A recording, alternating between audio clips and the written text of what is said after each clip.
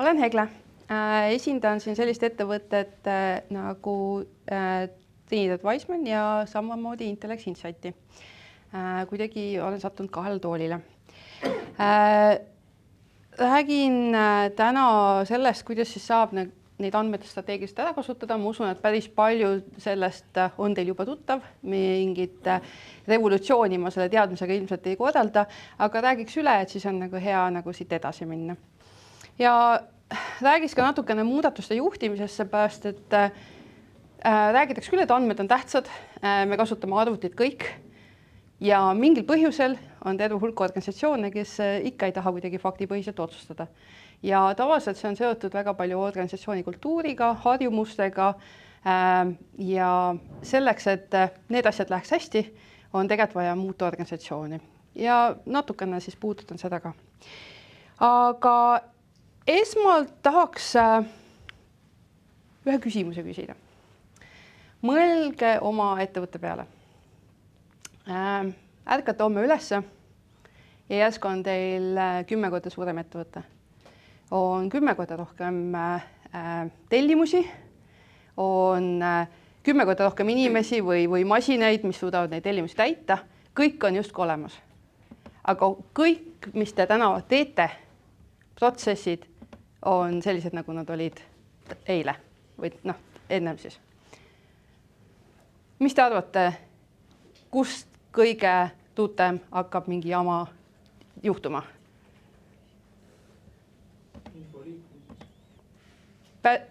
Suur tõenäosus on info liikumine, sest kui sul juba 10 korda rohkem inimesi on või 10 korda rohkem toodanguid, siis on sul ka 10 korda rohkem kohti, kust võib midagi infoga valesti minna.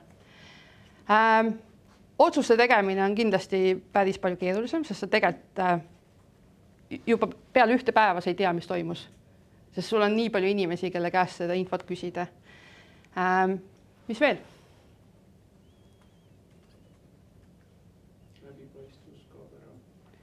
Jah, sest keegi ei tea, mis toimus. Seepärast, et kõikidel on endaga nii palju tegemist piisavalt või nendega, kes seal lähedal on. Aga kui see on väga suur tootmine, siis osa inimesi ei käigi ühest maja otsast teise. Päeva jooksul võib-olla isegi kordagi. Mis veel? Kuidas klientidega läheb? Ilmselt potentsiaalselt võib-olla 10 korda rohkem kaebusi või keegi helistab teile 10 korda rohkem. Ehk siis ja väga palju jõuab tagasi sinna info juurde.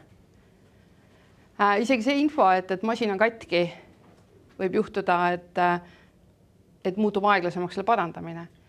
Aga teisest küljest võib-olla mõni masin ei pea vastu mõnele, kui tihti peab käivitama ja nii edasi. Ehk siis, aga suurem osa probleeme tekib sellest, et see info inimeste vahel kas ei jõua õigel ajal, ei ole piisava kvaliteediga või probleemid ei paista piisavalt kiiresti välja. Seega me tahaksime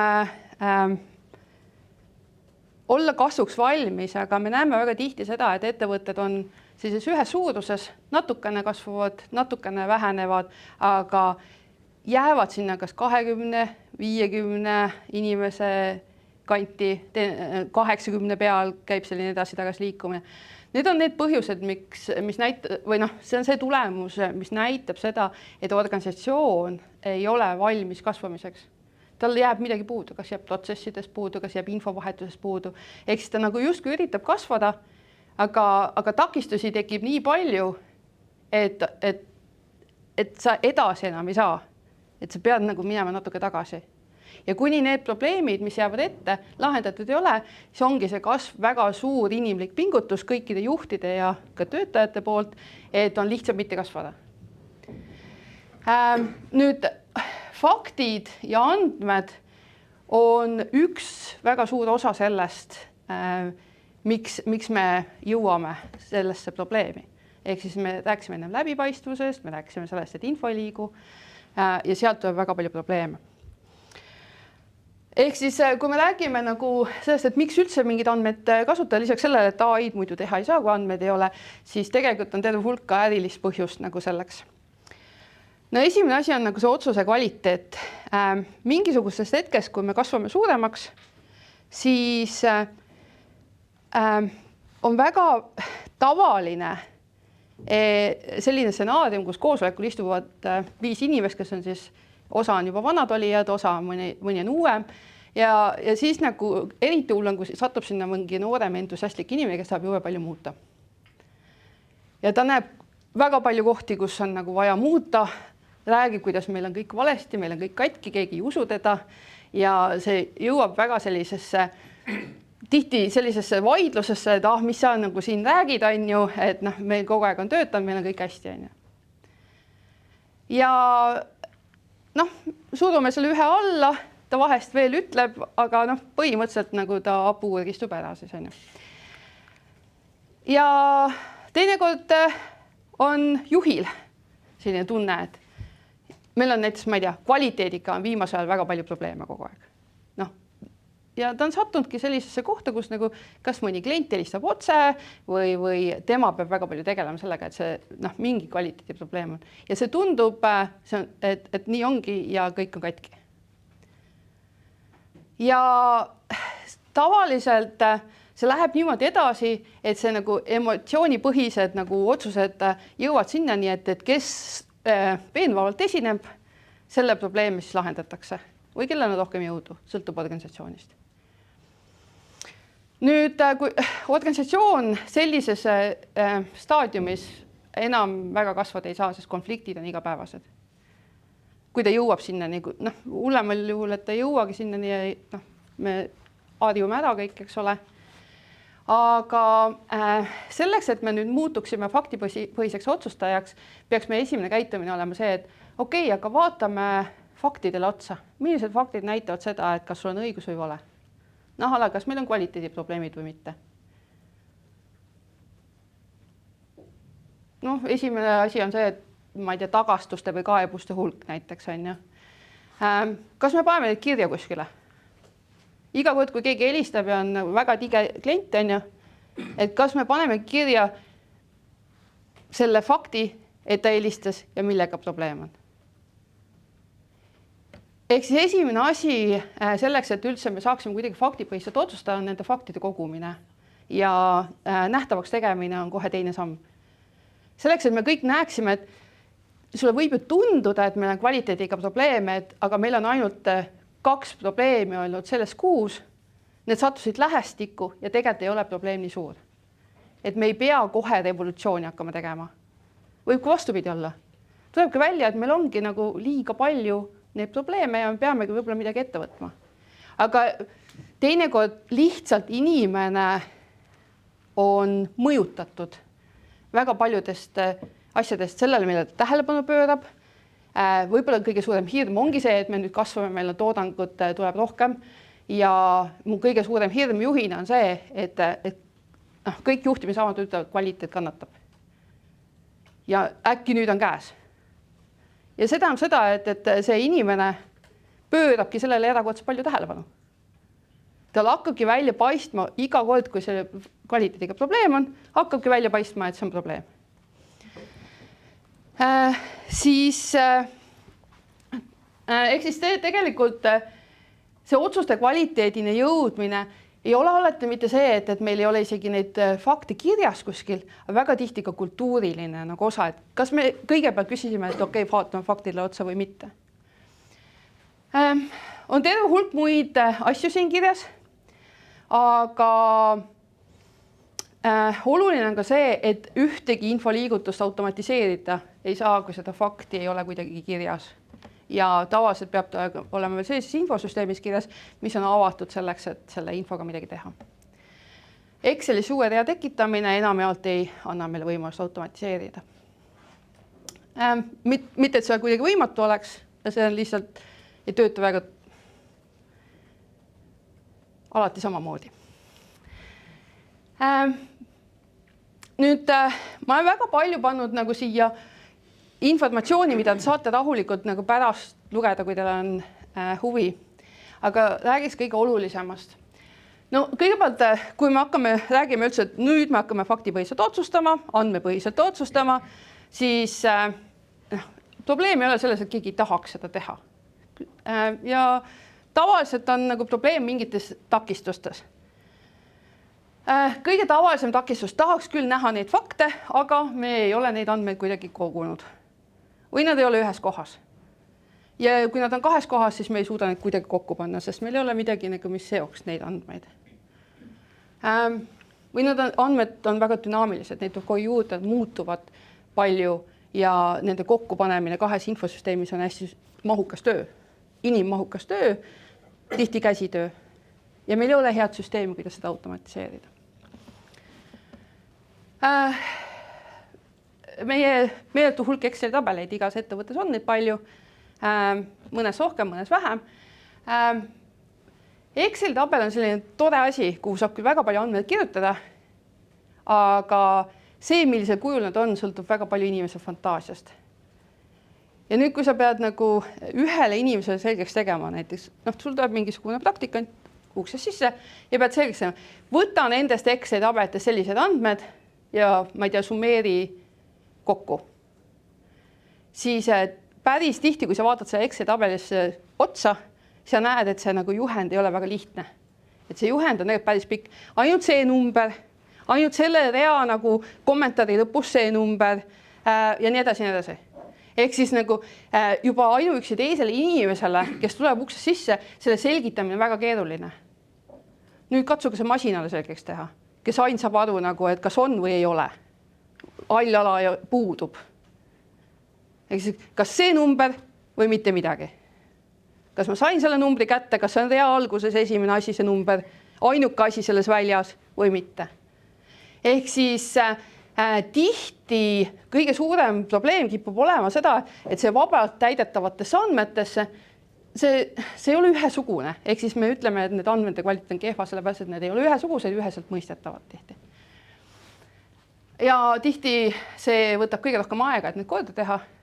Ja see on tihti see komistus, miks me ei saa faktipõhiselt kuidagi otsustatud. Ja väga tihti on see, et ma ei tea, kus alustada või see, et mul on see üks õnnetu raamatupidaja, kes kord aastas nagu korjab kokku kõik asjad eelarve jaoks, paneb selle kokku, siis me saime selle tehtud. Ja kuna see oli nii raske ja suur töö, siis kõik tahavad unustada järgmiseks aastaks selle ülesande ära ja on palju toredam. ESG meid kummitab, eks ole, täpselt sama stsenaarium. Üks kord aastas keegi hambad ristis võtab kokku, korjab need andmed kokku, arvutab nad kokku, ise olles täiesti ebaveendunud selles, et kas see oli õigesti kokku arvutatud või mitte, siis vaatab natuke otsa, võib-olla peaks tonnides ümardama selle ja nii edasi. Ja siis nagu äkki ma sain nüüd korda. Ma olen sellega 2 päeva asemel, mis ma arvasin, tegelen 3 nädalat, mul on kopp ees sellest, see peab sobima.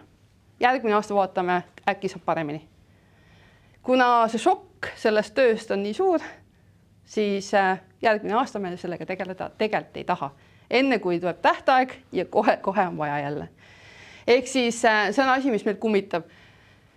Me räägime reaalaja majandusest, et äkki saaks kuidagi automaatsemalt ja kiiremini, aga see vajab kõike seda, et me kogume hästi andmeid, me korrastame neid ja nii edasi, nii edasi. See faktipõhise otsustamise kultuur ongi see lihtne test, kas see, kes esitab kõige veenvamalt koosolekul infot, kas tema jääb peale või jäävad nagu numbrid peale või faktid peale. Ja kui jääb see veenev esineja, siis me peame tegelema sellega. Ja muidugi see regulaarsus. Iga nädal vaatame neid numbreid või iga päev alustame sellega, et me vaatame neid numbreid ja nii edasi. Kui seda kultuuri osa ei ole, siis me ei õpi andmeid usaldama. Ja me isegi ei saa aru, kas meie andmed on usaldusväärsed või mitte. Ja mis on meie norm. Eks mis on tavapärane olukord ja mis on mingi eriline olukord. Nüüd, teinekord ei ole andmete puudumine üldse probleem, teinekord on hoopis andmete üleliiasus probleem.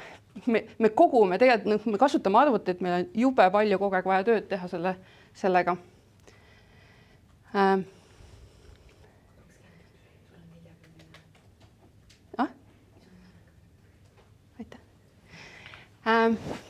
Ehk siis meil on jube palju andmeid kogutud, aga tegelikult me ei oska sellega midagi ette võtta.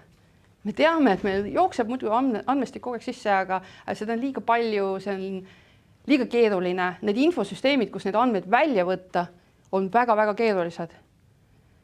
Kui paljud teist on lihtne ülesanne, kui paljud teist on raamatupidamissüsteemist pidanud ise minema võtma välja, ma ei tea, näiteks kasumi aruannet.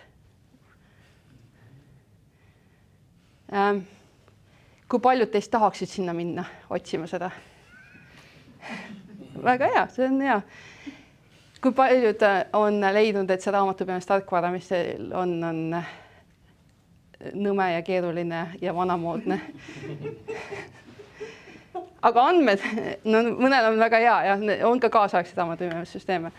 Ehk siis raamatupidamissüsteem tegelikult on ju suhteliselt lihtne asi, see räägib ju rahast ja numbritest ja see ongi nagu põhimõtteliselt ainult raha ja selle jaoks nagu mõeldud.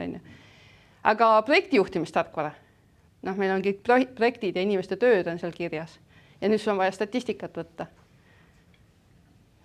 See on tavaliselt need tarkvarad on päris keerulised ja kui sa pead minema mingit aruannet sealt välja võtma, siis tegelikult see on tükk aega nikerdamist, et leida üldse seda kohta. Esimene kord on väga keeruline, võib-olla kui sa iga päev seda teed, siis on lihtsam. Ehk siis me kogume jube palju andmed, me usume, et kõik on hästi, et siis, kui mul on vaja, kui ma nüüd hakkan faktipõhiselt otsustama, siis mul on need andmed olemas ja ma ei pööda seda rohkem tähelepanu. Kuni esimene kord, kus mul on neid vaja. Ja teiseks, et selle kogutud asja hulgast, kus ma saan siis seda infot, et mida siis on mõtet vaadata üldse. Selles mõttes sest selleks, et need asjad, mida nimetatakse KPI-deks, ehk siis see on mingi arvutuslik mingi tulemus millestki, siis kes ütleb, kuidas see valem meil õige on? Ja kas nende andmetega seda valemit saab?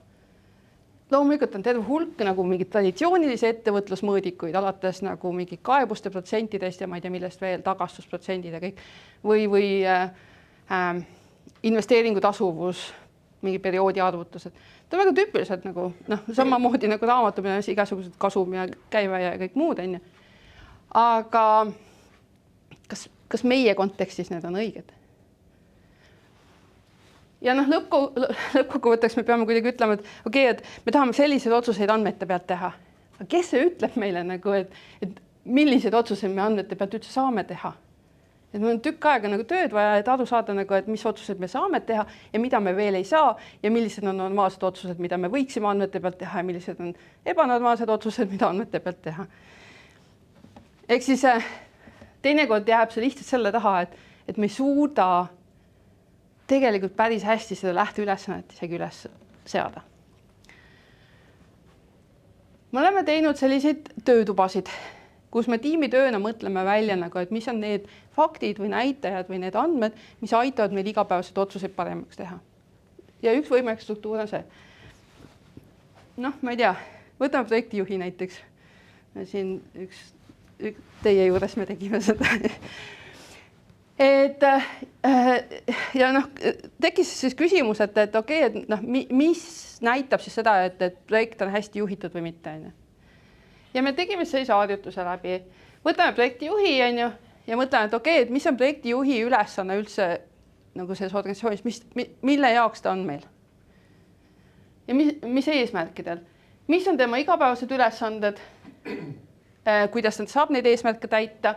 Mis näitab, kas ülesanne hästi või halvasti tehtud, kas on mõni sündmus, mingi indikaator, mingi teisane indikaator, ma ei tea, kaebustulk, tähtajast üleminemine, midagi muud sellist. Mis võib selle ülesande minemisega halvasti minna? Millised faktid, indikaatorid, sündmused näitavad seda? Ja kas me saame neid kuidagi loendada? Kas meil on täna mingi infosüsteem, kuhu me neid kirja paneme? Kas me saame läbi teisaste faktide neid kuidagi loendada ja siis me saame vaadata, kas need andmed on nii hea kvaliteediga, et neid on võimalik loendada. Või kas või kokku arvutada. Ehk siis te võite võtta ükskõik millise rolli, aga te võite ka võtta osakonna selle rolli asemele ja teha selle harjutuse meeskonnal läbi. See annab päris hea ülevaate sellest, milliseid näitajaid ja milliseid andmeid võiks koguda igapäevaselt vaadata. Ja siis on veel lisaülesanne see, et me peaksime nagu perioodid tegema võrreldavaks, on ju. Et noh, kui detsembris jube palju müüakse nagu noh, jõulukinkide jaoks kaupa, on ju, et siis kas me jaanuarit ja detsembrit saame võrrelda omavahel või mitte. Eks me peaksime mingi suurema üldsusega nagu kuidagi võrdlema seda fakti. Et kaebusi on ka detsembris ilmselt rohkem või võib-olla on jaanuaris sellepärast rohkem, et detsembris müüdi rohkem. Aga kui ta on endiselt nagu 2%, noh, ma ei tea, näiteks kõikides tehingutes, siis võib-olla ei ole see suur probleem. Aga võib-olla 2% on väga suur teie jaoks. Nüüd selleks, et me saaks seda muudatust organisatsioonis teha, ehk siis me saaksime nagu teha nii, et me jõuaksime siia, kus me nagu neid fakte iga päev ei vaata ja ei tee otsuseid sellest nende faktide pealt, siia, kus me neid vaatame ja oleme suutnud oma organisatsiooniga juhtida sinna suunas noh, vastavalt nendele faktidele, on suure tõenäosusega meil vaja teha päris mitu muudatust. Ja me võime neid nimetada tinglikud projektideks. Esimene, teine samm, kolmas samm, ega enamus asju ei õnnestu niimoodi, et ma täna hakkan tegema ja homme valmis. Et noh, tavaliselt on vaja juurdutada mingi infosüsteem, kokku leppida, kuidas me seda infosüsteemi täidame. Võib-olla mingi tehniline lahendus on vajalik veel kuskilt. Inimesed peaksid harjuma oma igapäevaprotsessis neid fakte kirja panema näiteks või nendest faktidest lähtuma. Et see on nagu päris pikk teekond teinekord. Ja me kasutame sellist asja nagu roadmap inglise keeles, aga teekaart eesti keeles. Selleks, et saada täna me oleme siin, me tahame jõuda siia ja jagame siis tagantpoolt ettepoole tükkideks, et okei, mida me peame tegema, milliseid väikseid projekte me peame tegema selleks, et me jõuaksime siia. Ja hea oleks, kui me juba siin peale esimest projekti hakkaksime mingit väärtust saama. Noh, näiteks meil on faktid nähtavad.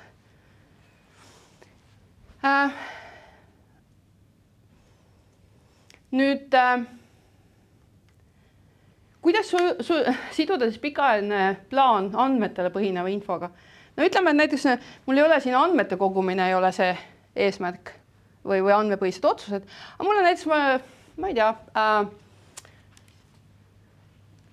vaja vähendada kvaliteedist tulenevate kaebuste hulka oma organisatsioonis. Ma olen nüüd selgeks saanud, et kaebusi on erakordselt palju ikkagi.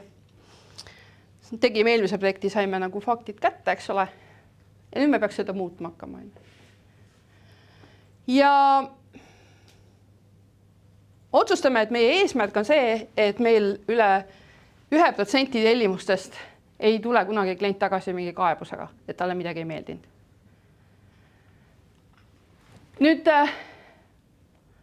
selleks, et me näeksime, kas me teekond viib sinnani või üldse sinna poole, oleks meil vaja nagu midagi, mingit infot, mis näitaks, et okei, nüüd me hakkame lähenema.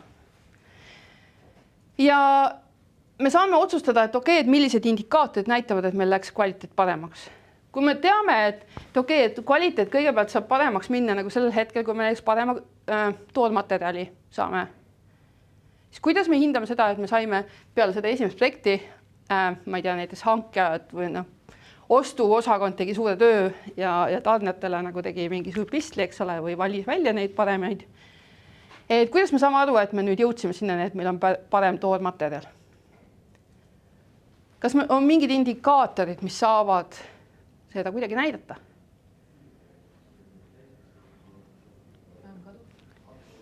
Vähem kadu näiteks, jah.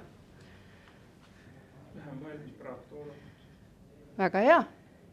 Mis protsessi muudatusi te peate tegema, et saada teada näiteks, et meil on vähem kadu?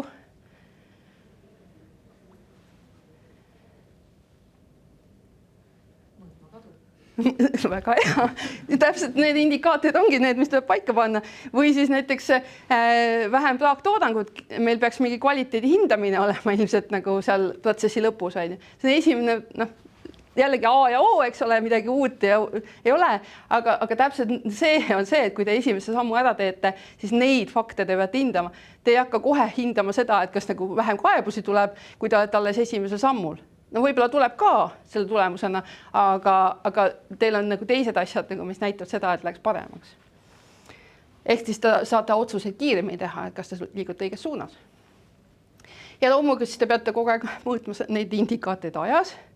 Ehk siis võib-olla iga päev, iga nädal, iga kuu, sõltuv indikaatoritest, eks ole. Ja siis te hakkate aru saama, mis on piisav, mis on teie norm. Mis täna on norm ja mis siis, kui ta on parem, on norm. Ja isegi kui me püüdleme kogu aeg, et see läheks paremaks, siis me vähemalt saame väga selgelt aru, kui ta on väga palju väljaspool normi. Uus nagu laadung seda toormatada tuli ja me näeme, et hüppeline kasv oli. Noh, näiteks plaagis. Ja siis me läheme järgmise projekti teeme seoses, materjali sai paremaks. Kas meil on veel midagi, mis tekitab plaaktoodangut? Ja nii edasi, nii edasi. Ehk siis niimoodi me seda teeme. Protsessi muudatused, ehk siis üldiselt on mõistlik, kui te hakkate protsessi muutma, planeerida terve hulk seda tööd, sest tavaliselt üksinda juht võib ju tahta protsessi muudatusi teha. Ta ei tee neid üksinda kuskile siseveebi ja siis ei looda lihtsalt, et nagu need juhtuvad kuidagi. Tavaliselt sa ikkagi kaasad meeskonda selleks, eks ole. Ja kui sa hakkad nüüd juurutama seda protsessi muudatust, siis tegelikult on sul terve hulk asju vaja läbi mõelda ja minu soovitus on see, et te võite iga seotud rolli puhul mõelda, et okei, mida tal on vaja teada enne muudatust, mida tal on vaja esimene kord, kui ta teeb nüüd teistmoodi midagi, mida tal on esimese nädala jooksul vaja teada, millist tuge on vaja saada, millist materjali on vaja ja nii edasi. Ja kui me lõpetame selle muudatuse või me tegime muudatuse küll ära, aga nüüd me saime aru, et okei, see muudatus ei tee paremaks, me peame tagasi pöörama, et siis kas on mingid tegevused, mis me peame siis tegema.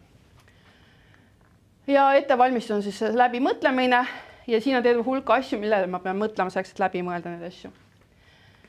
Toetamine muudatuse puhul ehk siis nagu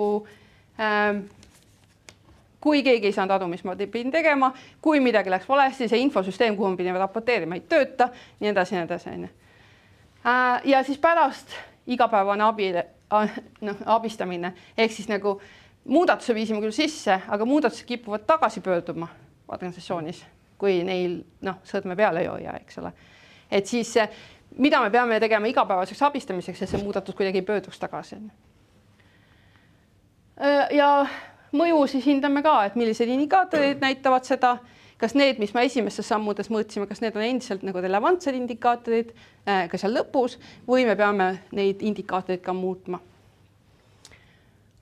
Koostöö läbipaistvus, kõik muudatused toimivad meie kultuuris paremini, kui inimesed teavad, miks me seda teeme ja mis hakkab juhtuma.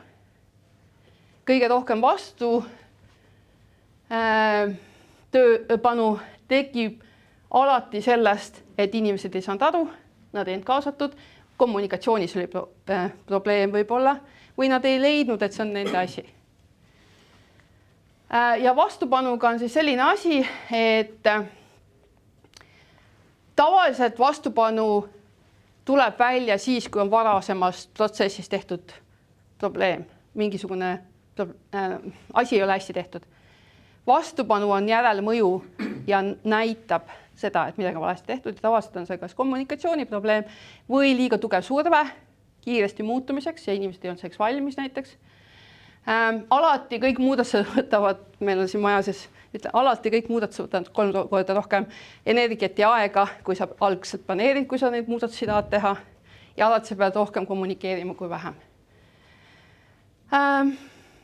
Ja tavaliselt on siis seletamine, rääkimine, arvamuste kuulamine ja päriselt ära kuulamine, et mis siis on see hirm või siis nagu äkki tuli väljagi midagi, millega sa ei arvestanud. Ja tavaliselt me ütleme, et sul peab olema näost sinine sellest rääkimisest ja seletamisest ja inimestega kas või üks ühele rääkimisest enne, kui see muudatus päriselt hakkab ellu viima. Ehk siis see ülekommunikeerimine ei ole muudatuste juhtimise juures probleem, vaid on alakommunikeerimine alati. Ja aktiivne takistuste eemaldamine, et inimesed teevad neid asju, mis neil on lihtsam teha. Lõpuks, isegi kui nad hirmudest üle saavad ja kui midagi teeb keerulisemaks asju, siis nad kipuvad mitte nii tegema. Minu poolt aitäh. Ma saan aru, et küsimuste jaoks ei ole aega. Jäi või? Okei, suurepärane. Nii, aitäh, ma loodan, et seda käsimikrit on ka kuulda. Kas kellelgi on siit ruumist ka küsimusi? Samal ajal jälgime ka Teamsis, kui mõni peaks tekkima. Siis võib julgelt käega märku anda. Veel oleks see tagasihoidlikud esimene esitlus ikkagi. Seal on üks küsimus. Nii, ulatan mikri. Tere, Katrin Soonest. Küsimus on selline, et võib-olla üks hea näide selle kohta, mis on olnud kõige suurem prohmakas, mida te olete näinud oma siis muudatuste juhtimises, jah? Kõige suurem võib-olla prohmakas, mida ma näen kusjuures regulaarselt ja tavaliselt ja päris tihti ja siiamaani, on see, et ei planeerita seda protsessi üldse. Et väga tavaline näide. Paremal juhul läheb e-mail kõigile, nüüd teeme nii ja kogu asi ongi unustatud kuni järgingu, et keegi saab vastu pead seepärast, et ei tehtud nii. Mis annab on selline täpselt mõlemad pidi annab sulle selle muudatusele just vastupidise voolu. Esimene on see, et kõik ei saanud aru, paljudele isegi ei jõudnud kohale ja siis nad said justkui ebaõiglaselt vastu pead, sellepärast, et nad ei saanud aru või neile ei jõudnud kohale ja siis see annab sellise väga negatiivse emotsiooni järgmiseks muudatuseks või selle muudatusega üldse edasi minekuks, mis tähendab seda, et sul on kohe selline suurem lävepakk, millest üle astuda selleks, et päriselt seda muudatust edasi suruda. Teine asi on see, et juhid kipuvad jääma ootama, et see juhtuks iseenesest ja et sellist aktiivset plaani kuidagi ei ole. Et selles mõttes tavaliselt see päädib sellega, et seda muudatust lihtsalt ei juhtunud. Aga aitäh Eglale, kas on veel ruumist küsimusi? Nii, kohe liigutame mikriga siia poole. Aitäh, Anni BCS-ist. Oskad sa äkki öelda, mis on selline tüüpilise Eesti mikroettevõtte andmepõhise otsustusprotsessini liikumisel siis kõige madalam õun, mida on hästi lihtne noppida, aga keegi ei nopi millegi pärast? Ikka noppitakse ka, aga võib-olla tavaliselt ongi see, et ongi need juhi juht alahindab seda, kui palju aega läheb selle info väljakorjamiseks ja korrigeerimiseks töötaja poolt, kes esitab siis selle juhile kas kord kuus või kord aastas need andmed või siis, kui on vaja. Et selles mõttes, kuna juht ise ei pane seda andmestikku kokku, ta ei puhasta seda, ei korja välja ja ei arvuta kokku, siis see juhil ei tundu suur probleem. Ta teab, et ta saab 2 päeva pärast selle aruande või nädala pärast selle kätte, aga ta ei näe seda, mida töötaja peab tegema. Ja seega, kui sul ei ole faktipõhine otsustuskultuur, siis tegelikult see, mis on peidus, see on peidus ja tegelikult juht ei tegele sellega, et seda paremaks teha enne, kui töötaja ei hakka siis väga tugevalt jorisema, et miks ma jälle seda tegema pean. See on esimene, võib-olla üks kõige suurem takistus lihtsalt teadvustuse küsimus. Et seda ei teadvustada organisatsioonis, et see võtab väga palju aega. Aitäh!